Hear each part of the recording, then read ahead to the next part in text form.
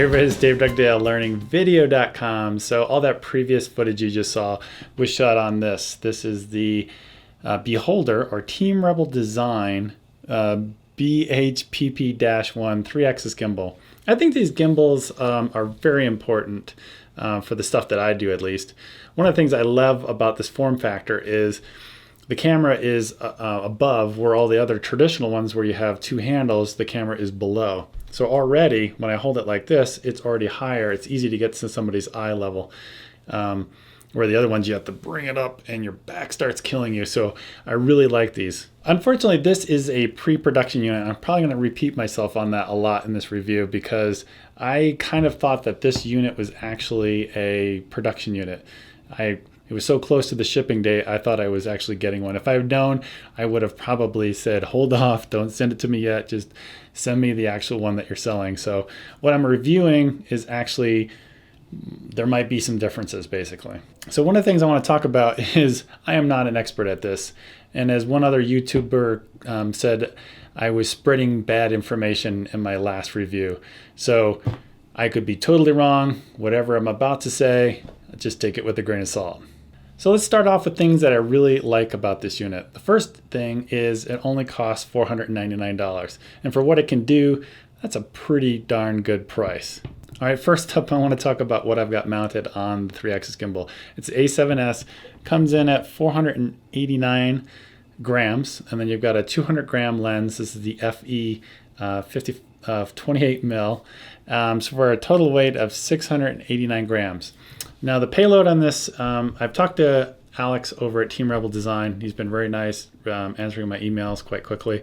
And he says that the payload, how much weight you can put on this, is about, he said, about 800 grams. Where the Nebula 4000 Lite was, they said it was, their limit was like 1,000 grams. So this fits below the about 800 limit. The next thing I want to talk about that I really like about this unit is it's very compact and small. So let me go ahead and turn it off. One of the things I really like is you can bring this down, you can bring the camera this way, and then you could take it and you could just set it down into your camera bag like this, and it's really easy to fit in your camera bag, and when you're ready to go, you just pull it out and you're boom, ready to shoot. You turn it on and you're shooting. So it's a really small, compact design. Also, when your arm starts to get tired after a while, it's got a 1/4-20 at the bottom, just like the Nebula 4000 Lite. So you can turn it off, bring it down like this, and then let it dangle off to your side with it mounted on the R strap. It would be really cool in the future. I don't know if they can do this, but if they made some sort of clip mechanism, so as you bring this in, it like locks into place with just a friction click. I don't even know what the technical term is, but then when you're ready to shoot, it'll just unclick. So when it's dangling off to your side on the R strap, or whatever black rapid strap or whatever strap that you use, it would be bouncing around, and it's just a great way to take it off while maybe you have another camera that you're shooting with, let's say a 7200, because I've done this before, and you put that off to your side, then you pull this one up and you start filming with the 3-axis gimbal. Really opens up a lot of possibilities, and it's just something you can't even do with like a Ronin, where you can't even set the thing down.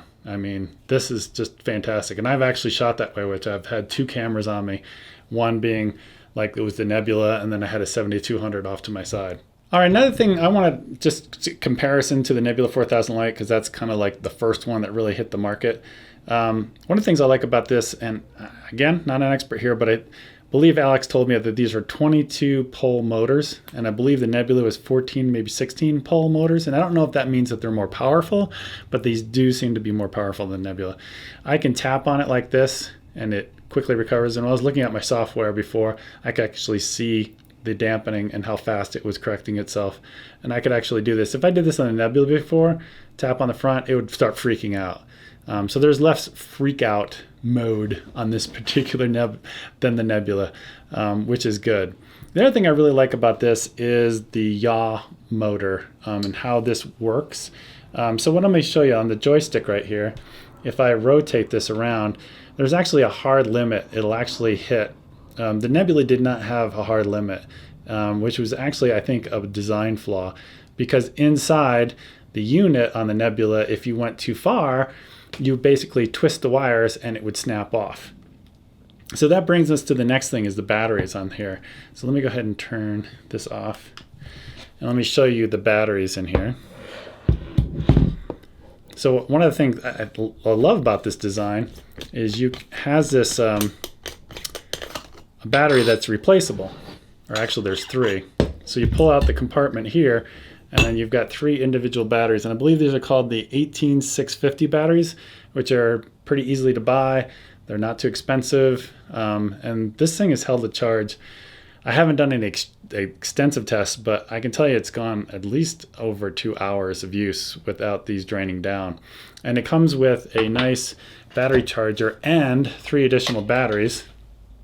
You just put them in here, charge them up. It takes about, I don't know how long it takes, but it takes a long time for them to charge all the way up. It's very slow, drip kind of charging.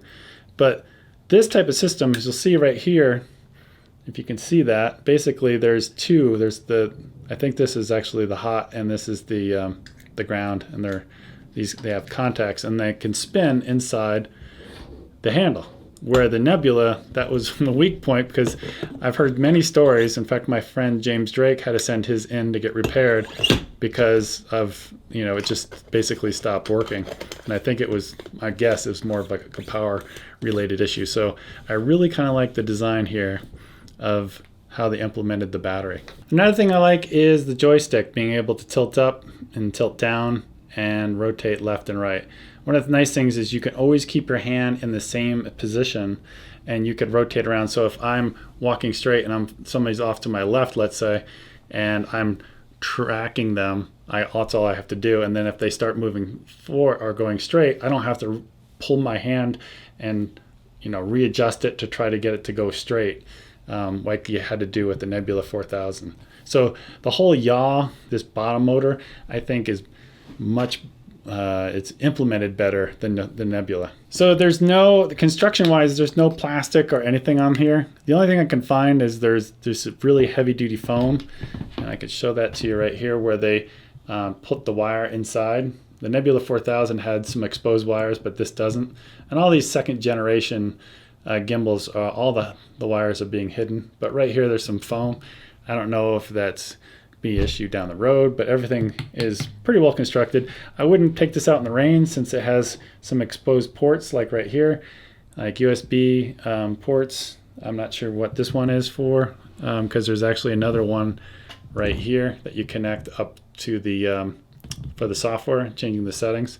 So if they actually just put some rubberized gasketed type things on those, I'm guessing, well, I don't know what the motors, maybe not, because I can actually see the brushless motors through a little bit of a slit there. So it's probably never going to be totally waterproof. And the last thing probably I put on the list here that I like, it has a nice flat bottom. And the reason I like that is when you go to calibrate these, it's nice to have a nice even surface on the bottom and not where it's going to tip over.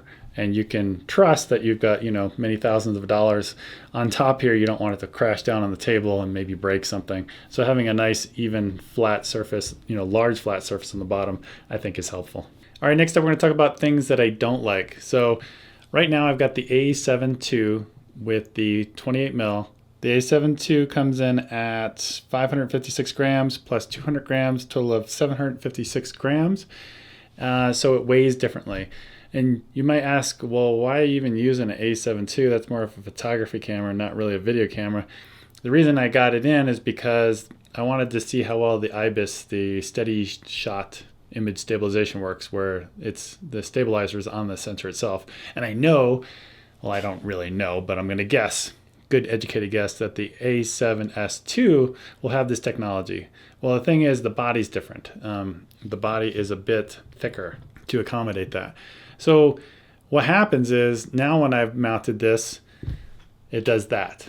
And I have no way to adjust it to bring it back this way, because I've adjusted this plate on the bottom as far this way as I can, and I can't go any farther. So they're surprisingly, because the A7S mounted perfectly on this with this 28, and I didn't really have to do anything. The other thing is there is no way to extend this arm out. If I could pull it this way, I could counterbalance it. And there's no way on the yaw to bring this back or forward. And then there's no way also to bring the center of gravity of the camera up and down. Right now it's pretty well balanced this way, but I can't, I need to send this arm that way. So unfortunately, and I don't know the exact reason why they didn't add those type of adjustments on this. Again, this is a pre-production unit. Who knows, maybe I don't have the right unit that they're actually going to be shipping, but I kind of doubt that they've added that type of thing since then. So you might be asking, well, does it still work? Well, if I turn it on, you'll see that it does level out, and then I can actually do this. And having the IBIS built into this gives you even smoother footage, which is fantastic. But does it work perfectly? Not really. I mean, you're going to put it in situations where the motors just aren't strong enough when you're walking, or you're going to get some micro vibrations in the corner, especially when you mount like the GH4 with the popular 12 to 35 millimeter lens. That one clocks in a little bit over 800 grams. It's like 860 grams, so they're about 800 grams. You're kind of bypassing that payload.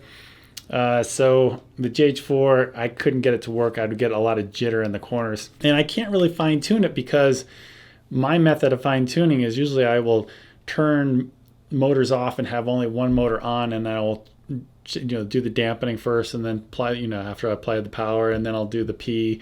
And there's a certain procedure to it, but really to start the procedure, you need a perfectly balanced camera, which I don't have here. Also, if you're a GH4 user, or you like to use HDMI, you'll notice that there's a very thin amount of space right here where you can actually connect an HDMI. I can't even open up the door, so that wouldn't work.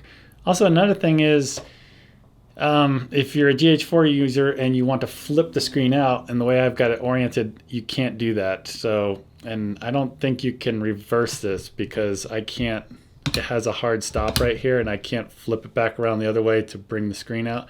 So that wouldn't work either, unfortunately. So that's pretty much it for the review. Again, I don't really like reviewing pre-production units. I didn't realize it was so close to the shipping date. Because when I got it in, you could see there's some tape around this joystick. I asked Alex, Alex, what's going on here? Is that how you're shipping them? He goes, no, it's a pre-production unit. And if I had known that, I would have said, hold off, don't send it. I don't want to review it until it's totally done. This might sound somewhat of like a negative review. I have no idea what's in the final version. I asked Team Rebel, I said, do you want me to publish the review anyway? Do you want to wait and, send me the next one that you're going to be working on? But he said, go ahead and publish the review. I said, I'll be as honest as I can. I always try to be as honest as I can in these reviews. So that's pretty much it. If you're an A7S user with this particular lens, the 28mm, do I recommend it? I don't know. I would say, it works. You've seen the footage that I've done, and it works pretty well. But I've got 2 more units coming in. The next one, I think next week, is the Pilot Fly H1, and then after that is the Came TV single. So keep an eye out for that. All right, talk to you guys later. Bye.